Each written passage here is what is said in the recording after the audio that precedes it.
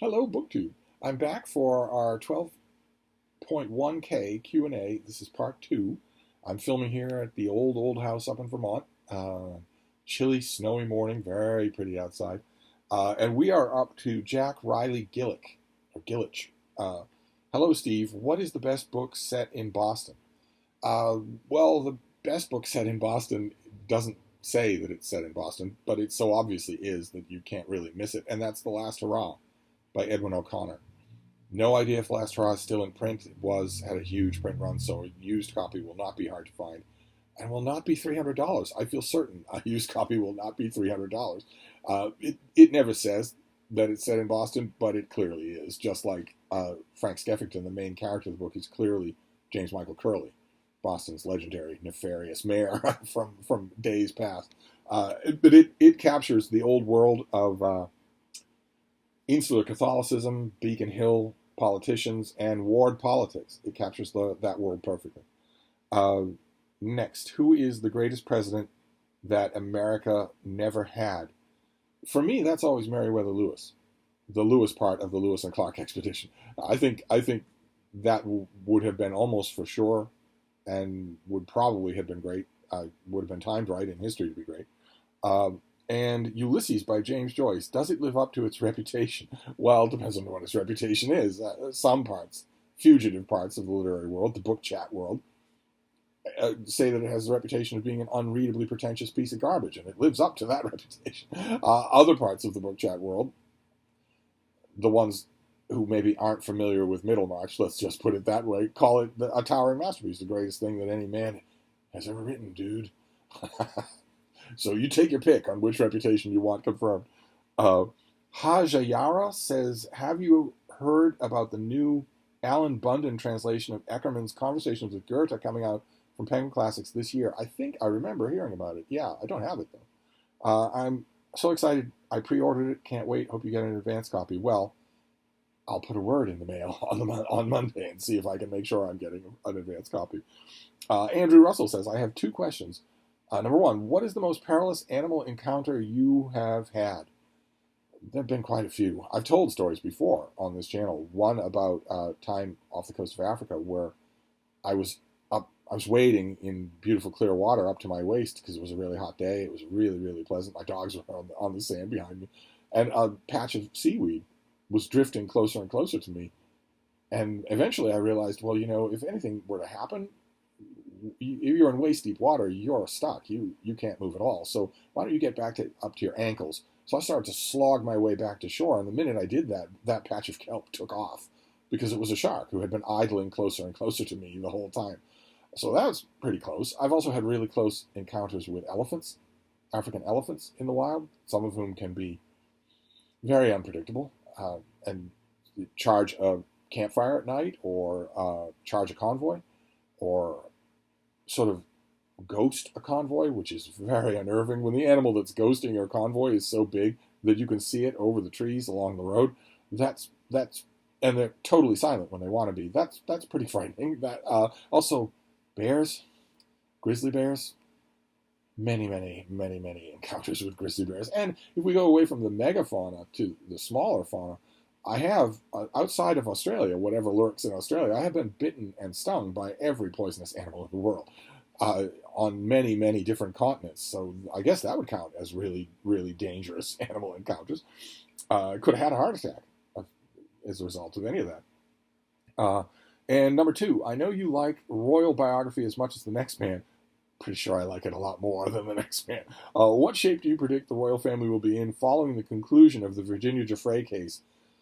What Andrew Russell is referring to here is related to the recently Epstein, Jeffrey Epstein, the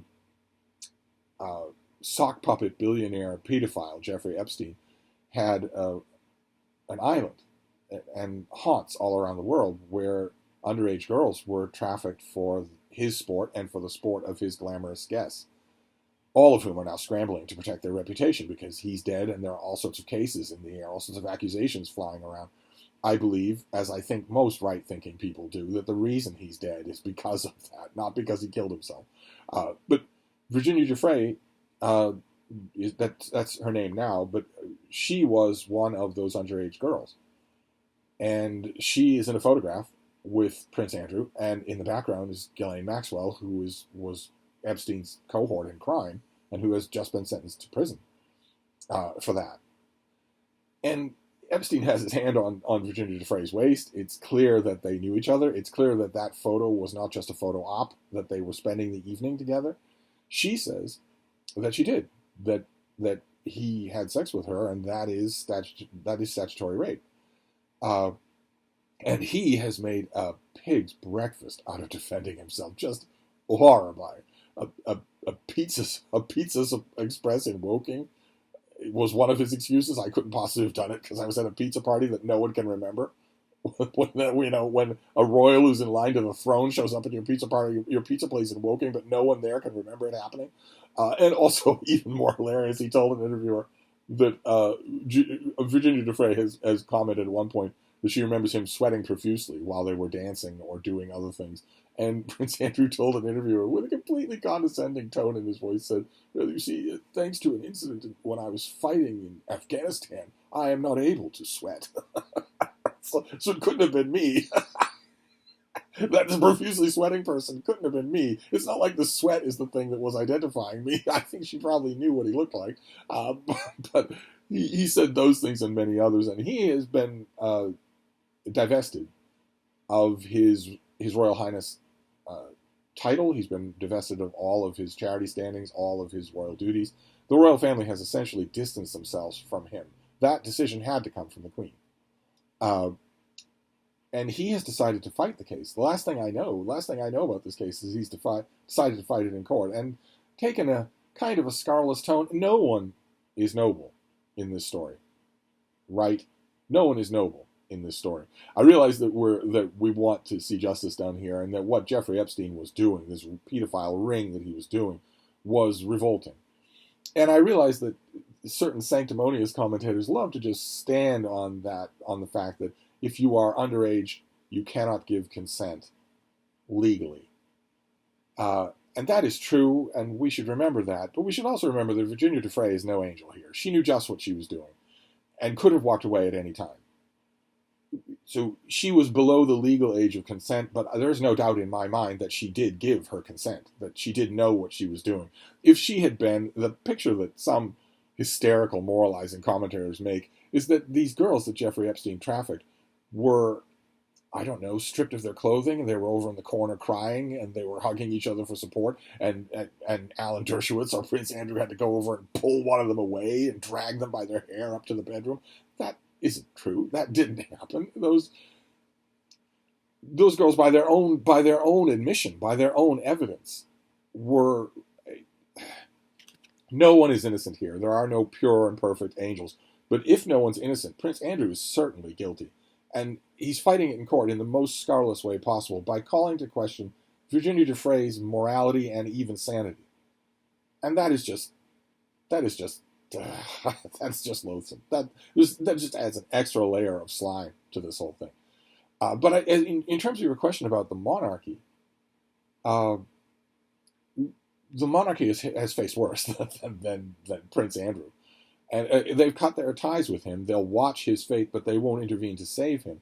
It bothers me when political commentators in the UK, especially leftist political commentators, say that the Queen, talking about how she's going to pay for all of the related expenses out of her own account, out of her own monies, and those people saying she doesn't have any money. It's all the money that she has comes from the British state. That isn't true. And it'd be nice if you'd read up a little before you knew that. She does. She's an immensely wealthy woman on her own. But unless you're going to say that the monarchy has been illegitimate from the beginning, in which case, well, you have a lot of other things to divest, including the colleges where you went. But the monarchy will survive this. But I don't know if the monarchy will survive her. I'm more and more of the opinion that measures will go through Parliament successfully to get rid of the monarchy when Elizabeth dies. No one wants to do that when the Queen is on the throne. Everyone admires her. Everyone respects her. But she's old, very old. And now, according to her genealogy, she could live another 10 years. But She's already divesting herself of some of her workload. She's clearly feeling it.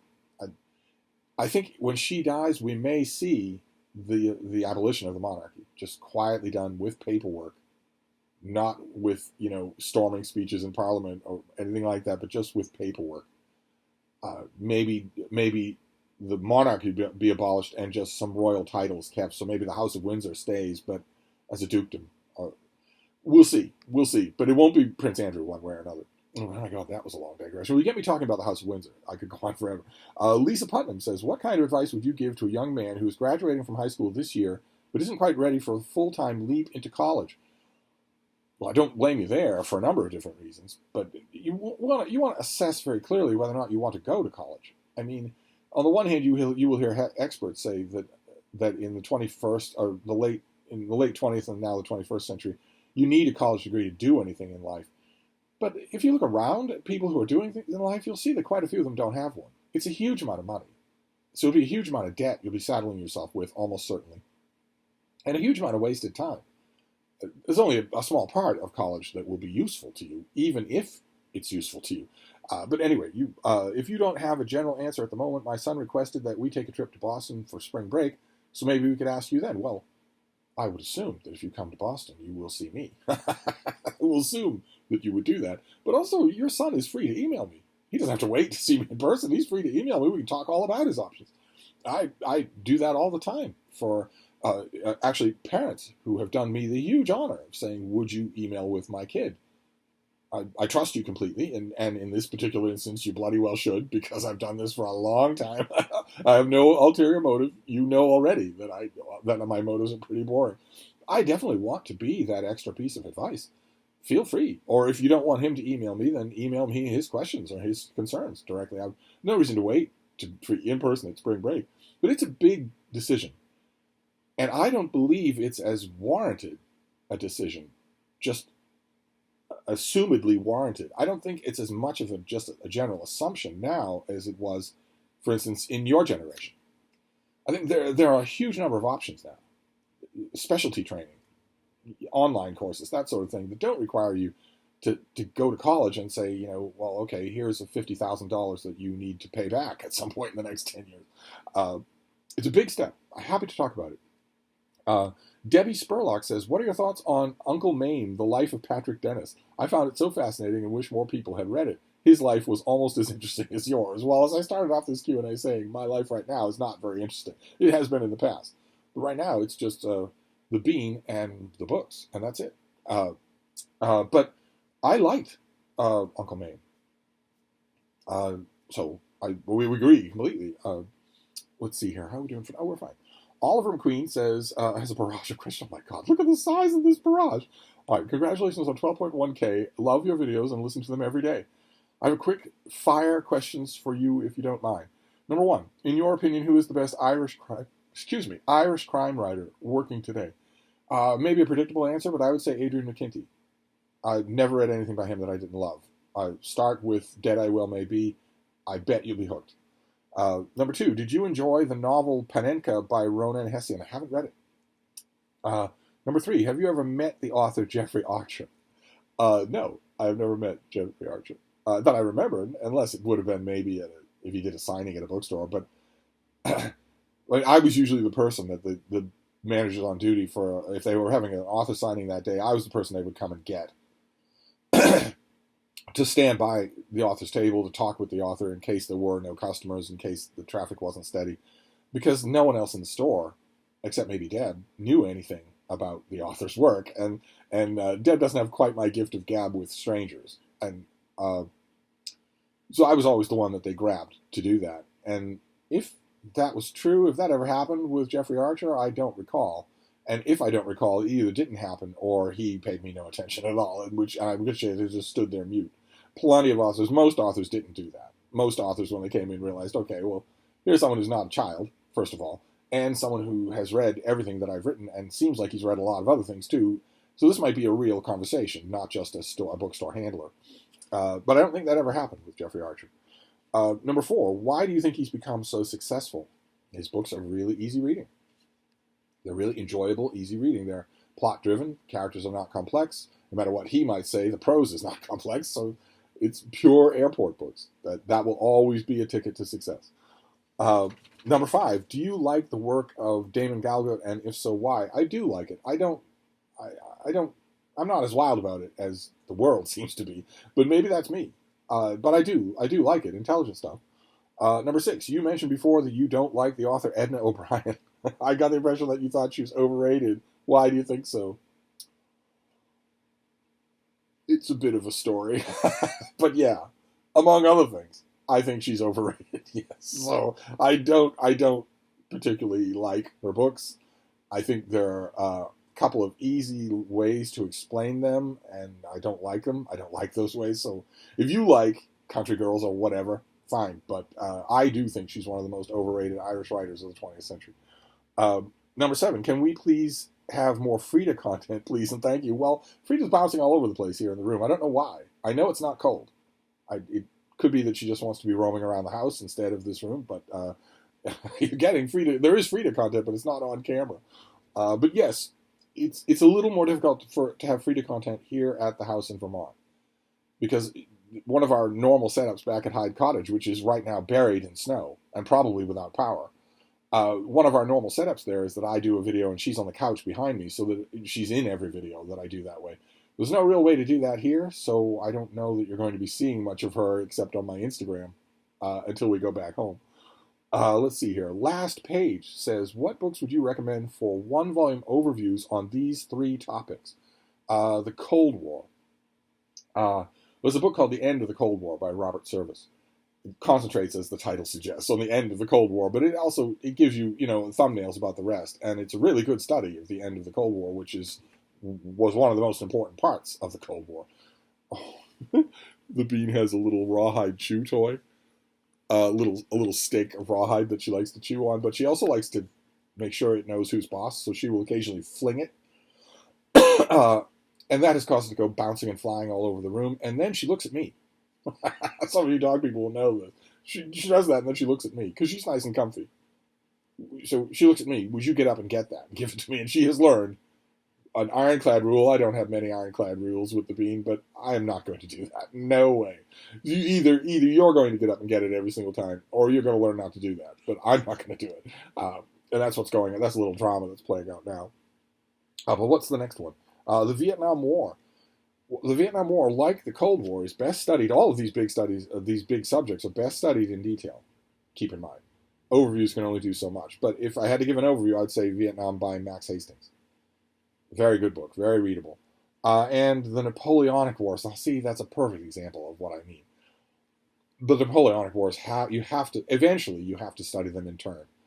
And I would argue that maybe the big, fat 1,000-page overviews don't have as much bang for their buck as just reading an overview on Wikipedia and then digging right into the specific part of the subject that interests you. But there was a book, we saw it on this channel. It's by Alexander Mika-Baritsi. It's called Napoleonic Wars, A Global History, or A Global History of the Napoleonic Wars, or something like that. And it was very, very good. So if you want to read a big, fat overview, that's one I would suggest. Then Jasper Antonelli says, hello again, Steve. Someday you're going to have to give up doing Q&As every 100 subs and do it every 1,000. What do you think is Jane Austen's most underrated novel? She doesn't have any underrated novels. How do you think she compares to her contemporary Walter Scott and his huge Waverley series? Well, she would have said that there is no comparison, that he is infinitely better. And that isn't true, of course, but he's still really good. He's just not Jane Austen. Finally, do you ever think you're going to do a Steve's Traveling Case series where you give us long, passionate screeds on the books you carried with you while you traveled the world? Well, almost all of those books have been covered on this channel, most of them in my Daily Penguin, back when I was doing Your Daily Penguin. Unless you mean take each book and tell you stories about them, about their travels. I don't know when that's going to happen. Jenny Parks has 3 questions. How different do you think your travels would be if you'd had a Kindle? I don't think I would have trusted technology. I traveled rough. I wasn't taking Viking cruise ships. I traveled rough. I don't think I would have trusted technology. And I was very, very, very often in places where there was no electricity, there were no power outlets. I spent a lot of time hiking with dogs in the wilderness. So Kindle wouldn't have done me much good. Not at the rate I read. It wouldn't have lasted very long. I would still have wanted books. Definitely. Definitely. Number two, who do you think Madeleine Miller should tackle next? Oh, so Madeleine Miller writes historical retelling. She's hit a vein of success doing that. And you mentioned that you would like Medusa. That's actually not a bad idea, right? Because in the myths, we don't know much about Medusa. That's not a bad idea. Uh, let's see here. Although I would love to see that too, Madeleine Miller writing about Medusa, as long as the politics are kept out of it. The politics are creeping into these things like crazy. I think they were in Madeleine Miller's last book quite a bit more than they were in the one before that. And I don't want to, your first person point of view from Medusa's point of view, where she says, "How I wish I'm okay with being cursed with turning everyone who looks at me to stone, but how I wish it only worked on men." I don't want to read crap like that, but maybe she would avoid it. And number three, do you ever worry that all the Dobro talk will turn you from a sexy 28-year-old into a grumpy old man? Well, there's been no sign of it so far, has there? What the thing that turns the dude bros off about me is that they feel like I'm criticizing them, and I am.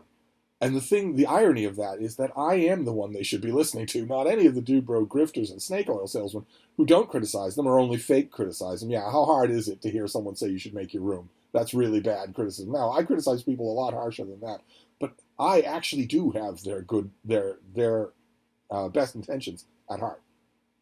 I actually want them to be more interesting, to realize what an adventure being alive is, to realize the thrill of figuring out who you are, building your own individuality. And none of the snake oil grifters who they flock to in their hundreds of millions actually do believe any of that. None of them want these kids in their life at all. Which is not an advertisement on my part, because I don't want this to be a 200,000K channel. Let's see here. Philip Coghill says, what are your thoughts on Ian Fleming? I like his books. I'm assuming you mean his books. I like his books quite a bit. I wrote, there was a biography of him that I thought was hilarious, and I wrote what I thought was a very funny review of that biography. If I remember, I'll try to find it and post it at the bottom of this video. But I think his books are very good for light entertainment. Number two, with digital downloads rapidly becoming many people's preferred choice of consuming books and other media such as film and music, do you think the market for hard copies of books will eventually disappear? I think it'll take a long time. I think we can see that a lot of people, including a lot of young people, don't prefer digital consumption. Young people have been flocking to movie theaters whenever COVID restrictions have allowed them to. And the movie has been good, instead of preaching that all men are evil. If the movie is good and not preaching that all men are evil, you can still make a $300 million movie with box office coming from in-person attendance at theater. And as you might have heard on one of our live streams the other night, Mark Richardson says that book reading, printed book reading, is up. Statistics on that are way up. So I don't know that it's going to go away. Let's see here. RTLLTR says, number one, are you looking forward to the Penguin Classics and Marvel collaborations coming this year? I very much am. Penguin is reprinting some seminal early runs on classic Marvel comics.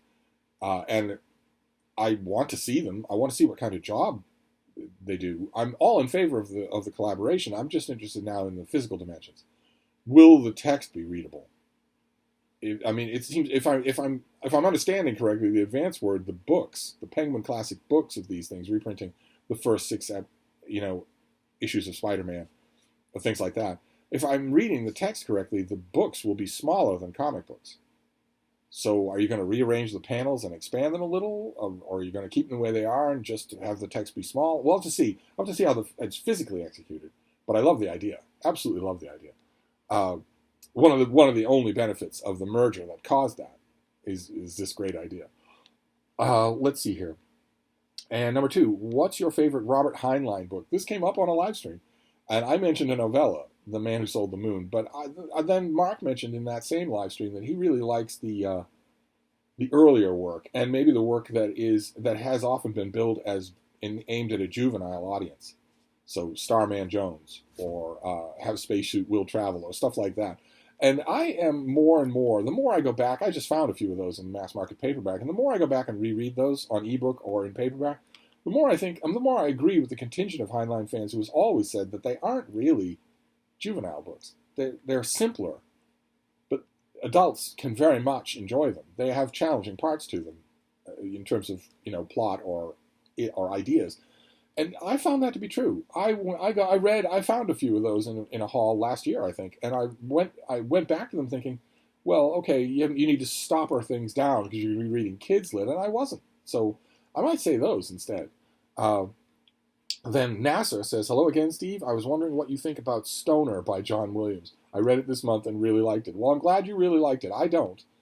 But maybe a large part of why I don't is because of the hysterical heights to which it has been elevated by Dobro aficionados. Maybe I would like it more. This author has written a few other things, including a historical novel that I liked a lot more than I liked Stoner. Maybe I would like Stoner more.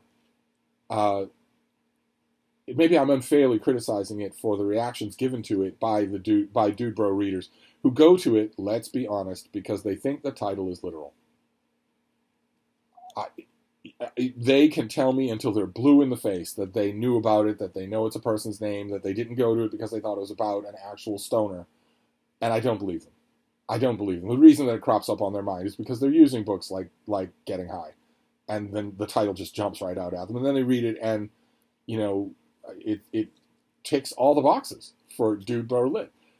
That if a man has a slight bit of doubt about what he wants to do with his life, or someone else has a slight bit of doubt about what a man wants to do with his life, well, that's the greatest epic of all time. That's as great as a science fiction space opera in which whole civilizations fall, or the surgical absence of women, or the heavily implied idea that when a man thinketh, he is a god. That when a man ponders, he is. The thing is steeped and suffused in what would later become, Williams didn't know when he wrote it, but it would later become quintessential Dude Bro Lit. And maybe I'm faulting the book because I know that. Maybe that's the case, but it drives me crazy. That drives me crazy. I should probably try and divorce myself from that and go at it again. But I'm glad you liked it. And also, would you recommend any other books by Mr. Williams? I would recommend anything other than Stoner, yes, but again, maybe that's just me. Bas Van Dyke, you're going to tell me how to say your name. Hey Steve, enjoy your vacation. Well, my vacation has been slightly prolonged because although Vermont is only getting a touch of this nor'easter that's hitting the northeast, Boston is getting slammed. Absolutely slammed. Some of the projections last night were saying this might be the single biggest snowstorm in Boston's history. But even if it's not that, it's going to be crippling. It's happening right now. While I'm making this video, Boston is getting hammered by this blizzard. 2 feet of snow, sometimes 3 feet of snow, 70-mile-an-hour winds, so that the power lines will go down. No passable roadways. Can you hear that? That's a plow going through right here. I had originally sort of sketchily planned that the Bean and I would go back to Boston on Saturday. We're not going back to Boston today. We're not going anywhere. And it might be that we won't go tomorrow either. I don't want to go back to, a snowbound Hyde Cottage that has no electricity. I don't want to go back to that. But anyway, number one, what are your thoughts on Montaleo by Emmanuel Leroy Ledouret? Apologies for making you pronounce this name. Well, yes, thank you. They're well deserved. I don't think I've ever read it. And number two, how richly do you visualize what you read? I have been told many times by friends of mine that is a fault of mine, because I tend not to. I tend not to visualize things. I'll do it once in a while, but I've had many fellow readers, book readers and friends of mine say that there is something very dog-like about the way I grab a book and just shake it to see how it tastes and whether or not it'll hold up or fall apart, and that maybe I should do a little more visualizing. In my own defense, I will say that in the late 20th century, and especially in the 21st century, authors, especially of fiction, don't give me anything to visualize. In 2021, I've read probably by now 30 works of so-called contemporary literary fiction, and they do not describe their main character. And for a while that mystified me, and then I realized why they don't describe their main character, because their main character is the author. And the author's assuming that you're a follower of theirs on social media, where they never stop visualizing themselves with pictures. just a circle like that. It never crosses the author's mind that they need to describe their own self-insert as a character because you already know what they look like because you, like them, spend all day on Twitter. So maybe that's the case, or maybe I just need to visualize things better. How are we doing for? Oh, all right. Let's stop and go on to part 3.